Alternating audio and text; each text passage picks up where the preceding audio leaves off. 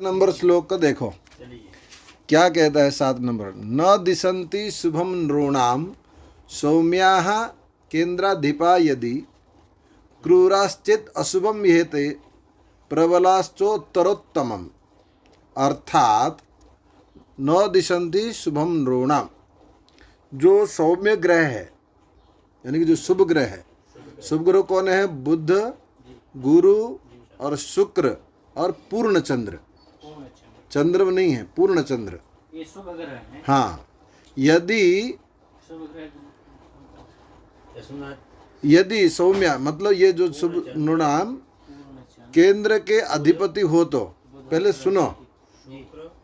सुनो, यदि बुध, गुरु और शुक्र और साथ में पूर्ण चंद्र ये केंद्राधिपति हो तो मनुष्य को शुभ फल नहीं देते।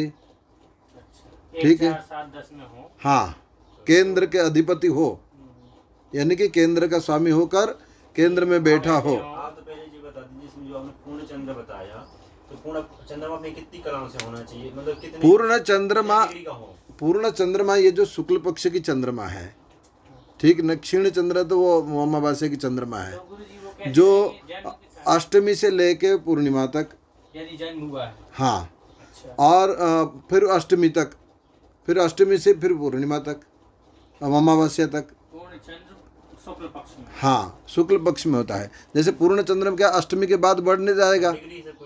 नहीं, अष्टमी तिथि के बाद बढ़ता जाएगा, तो वो धीरे धीरे पूर्णिमा होगा, फिर सप्तमी तक मान लो वो पूर्ण चंद्र बड़ा उतने ही रहेगा ना, फिर इसके बाद धीरे धीरे क्षीण हो जाता है।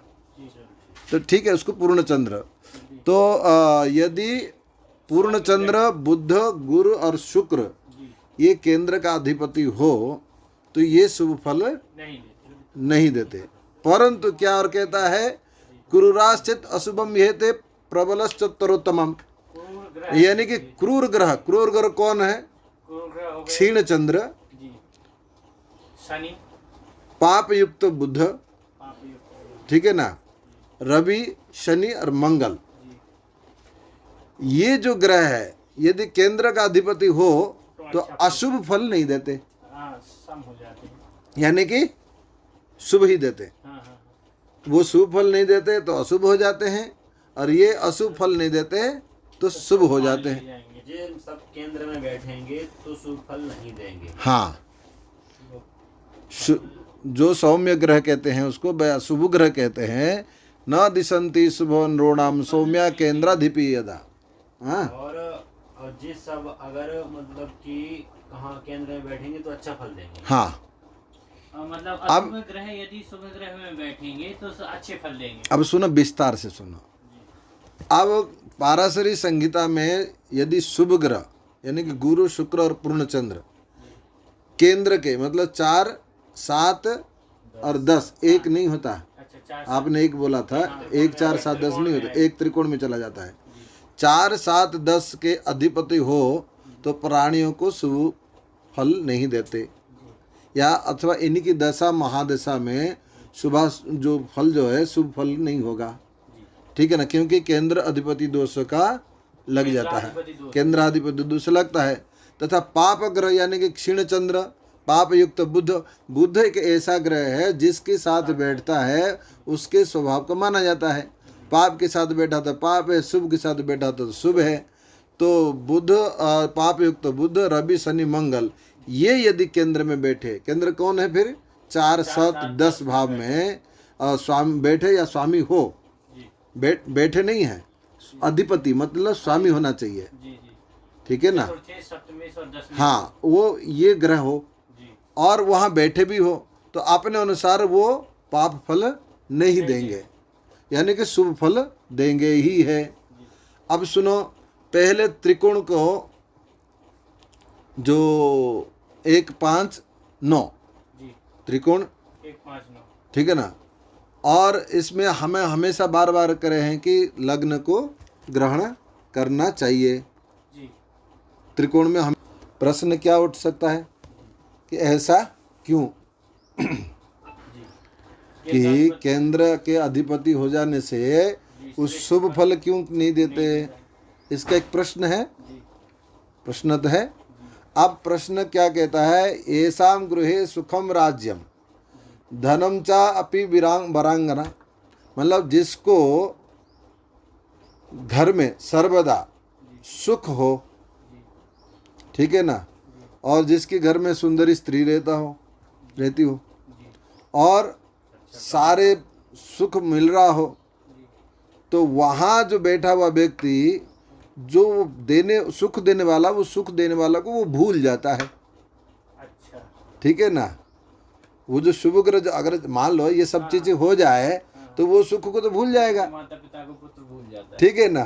तो इसी कारण में सुख यानी कि चौथा स्थान, स्त्री हो गया सातवां स्थान, राज्य हो गया 10वां स्थान, इन केंद्र स्थान के स्वामी होकर शुभ ग्रह अपना शुभ फल देना भूल जाते हैं, स्वयं अय्यासी करने लगते हैं। ठीक है ना।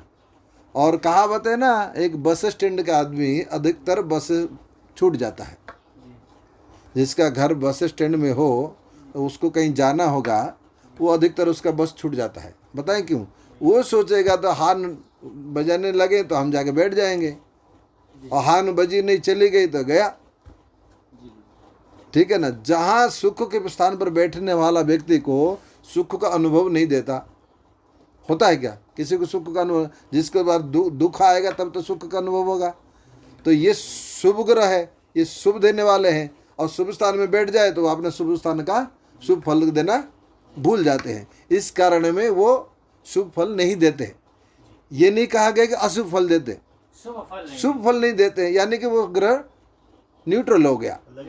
अधिकतर मैंने देखा जिसकी कुंडली में चौथे स्थान पर 10वें स्थान पर राहु केतु होता है, हाँ, वो राजनीति बन जाते, अच्छा बड़ा। बहुत आगे जाता है। और इसमें स्पष्ट ये होगा कि देखो, इससे सब स्पष्ट क्या हो गया, केंद्राधिपति का जो दोष है उससे क्या कारण हुआ, शुभ फल जो देना भूल जाते हैं, केंद्राधिपति अशुभ फल तो नहीं देते हैं। वो कह रहा नहीं कि अशुभ फल देते हैं, ये नहीं है, शुभ फल देना भूल जाते हैं, तो वो ग्रह न्यूट्रल हो गया, ठीक है ना। लेकिन यहाँ अगर पाप ग्रह आ जाए, ठीक है ना, केंद्र जो स्थान है वो बहुत बहुत पावरफुल स्थान है, ठीक है ना।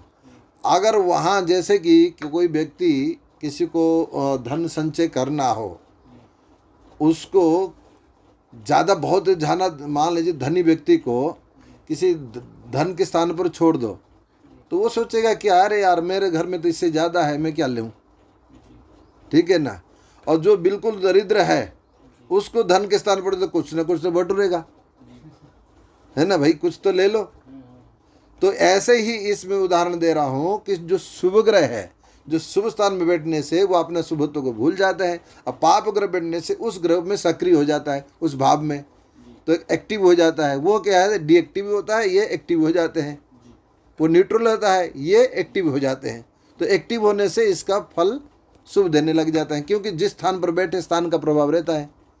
समझ में आ गया? अब पंडित रामेश्वर भट्ट जी ने क्या कहा, जो केंद्र का स्वामी शुभ ग्रह हो तो मनुष्य को शुभ फल नहीं देते, ये सूत्र कहता है। और जो पाप ग्रह है वो शुभ फल नहीं देते, अशुभ फल भी नहीं देते हैं, यानी कि शुभ फल ही देते हैं।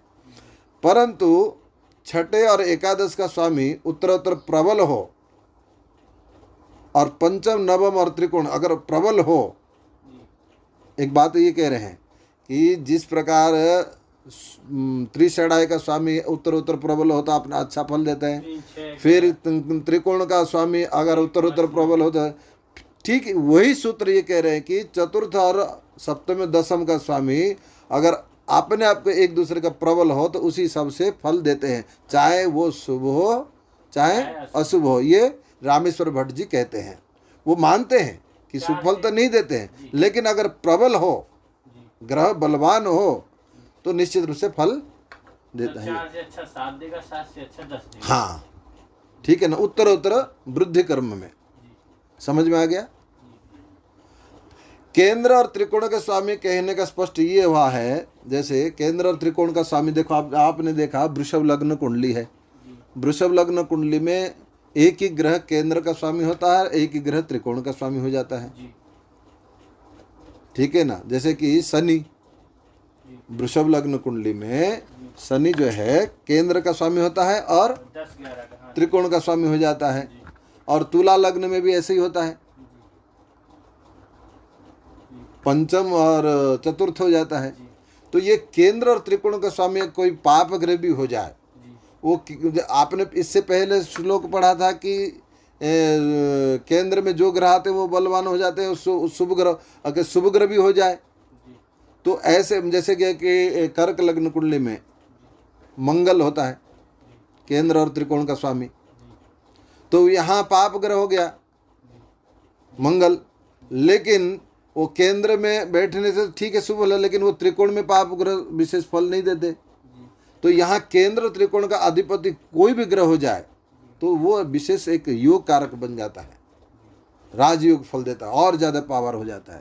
पंचम स्थान का भी स्वामी हो जाए, अगर पंचम स्थान का हो के नवम हो जाए, या दसम हो के पंचम हो जाए, या चतुर्थ होकर पंचम हो जाए, या दसम होकर नवम हो जाए, या नवम होकर दसम हो जाए, ऐसे परिस्थिति में 1, 5, 9 और 4, 7, 10 हाँ। इनसे संपर्क हो जाना चाहिए। हाँ, तो यहाँ ये रामेश्वर भट्ट कहते हैं ऐसे परिस्थिति में वो ग्रह और अधिका बलवान होकर अच्छा फल देते हैं।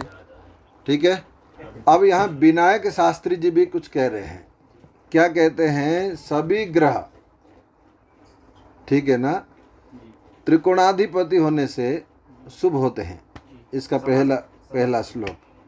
और सभी ग्रह 3, 6, 11 स्वामी होने से नैसर्गिक चाहे कि पाप हो तो भी वो पाप फल देते ही है। कल आपने जो श्लोक पढ़ा था 3, 6, परंतु इसमें ये कह रहे हैं कि अभी जो इस श्लोक में वो ये कह रहे हैं कि केंद्र का स्वामी शुभ ग्रह अगर हो तो शुभ फल नहीं देते हैं। इसका मतलब ये नहीं है कि वो अशुभ फल देते, वही बात हमने आपको बताई थी, वो न्यूट्रल हो जाता है, उसका पाप फल का आरोप नहीं लगेगा कि पाप फल देते, ये नहीं लगा सकते। अब उसमें एक सूत्र उन्होंने बताया है, सौम्य केंद्राधिपति, सौम्य ग्रह आपने देख लिया, सौम्य केंद्राधिपति 3, 6 और 11वें भाव का मालिक होने के कारण शुभ फल नहीं देते। जैसे कि कोई एक आप ये देखो, ये एक लग्न है कि अपन लोग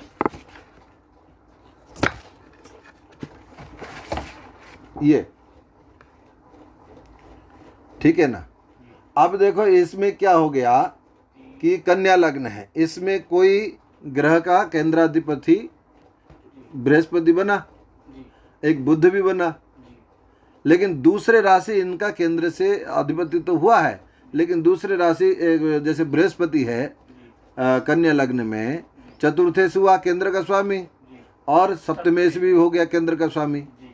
अगर ये 3, 6, 11 भाव के स्वामी मालिक हो जाए, इनमें से कोई ग्रह केंद्र का हो जाए और 3, 6, 11 में कोई एक राशि और चले जाए, तो ऐसे परिस्थिति में वो शुभ फल नहीं देते। नहीं देते ना, 3, 6, 11 के चले जाए, केंद्र का स्वामी होकर 3, 6, 11 का स्वामी हो जाए 3, 6, 11 तो वो शुभ फल नहीं देते हैं। ये सौम्य ग्रह यानी कि शुभ ग्रह के लिए। लेकिन जो पाप ग्रह केंद्राधिपति हो और त्रिकोणाधिपति हो जाने से कारण, देखो दो श्लोकों को उन्होंने 2 सूत्रों को मिलाया है। अब बड़ी गहराई से, अगर पाप ग्रह हो, ठीक है ना, और केंद्राधिपति भी हो, लेकिन वो त्रिकोणाधिपति हो जाए, त्रिकोण का स्वामी के अगर वो एक किसी में पहुंच गया, वो पाप ग्रह भी शुभ फल देते हैं। हमने बताया ना, वृषभ लग्न कुंडली में शनि होता है, ठीक है ना, वृषभ लग्न कुंडली में शनि होता है ना, और तुला लग्न कुंडली में भी हो जाता है। वो पाप ग्रह होने के कारण भी वो शुभ फल ही दे देते हैं। और क्रूर केंद्राधिपति यदि त्रिषणाय हो, अगर 3, 6, 11 का स्वामी हो जाए तो वो क्रूर ग्रह शुभ फल देगा, लेकिन शुभ ग्रह शुभ फल नहीं देगा। ठीक है, 3, 6, 11 से हाँ, नागी त्रिकोण से। मेष लग्न कुंडली में ये जो 7 नंबर श्लोकों का हम अवलोकन करेंगे। जी गुरुजी। अब देखो मेष लग्न कुंडली में दशमेश जी शनि है जी और एकादश शनि है। जी गुरुजी। तो यहाँ हमने आपको बताया था कि एक टीकाकार ने ये कहा था कि अगर कोई क्रूर ग्रह केंद्राधिपति हो जी और त्रिषडाय हो तो, अभी स्वामी हो केंद्राधिपति हो क्रूर ग्रह और 3, 6, 11 में से किसी एक त्रिषडाय का स्वामी हो, जी तो उस वो जो ग्रह है, देखो बात सुनना, अगर क्रूर ग्रह केंद्राधिपति हो 3, 6, 11 का स्वामी हो और 3, 6, 11 का स्वामी हो, तो साथ में वो ग्रह क्या करता है कि विशेष शुभ फल नहीं देगा। क्रूर ग्रह विशेष शुभ फल क्यों नहीं देगा? क्योंकि अगर वो लग्नेश के साथ जी अच्छा मित्रता हो तो शुभ फल दे देता है, जी लेकिन मेष लग्न कुंडली में शनि यहाँ शुभ फल देगा जी नहीं। मंगल शनि का वो मतलब अति शत्रु नहीं है, अति मित्र भी नहीं, सम है। अब इसमें देखो, इसमें क्या हुआ, दशमेश हो गया केंद्राधिपति शनि और त्रिषडाय का स्वामी हो गया शनि।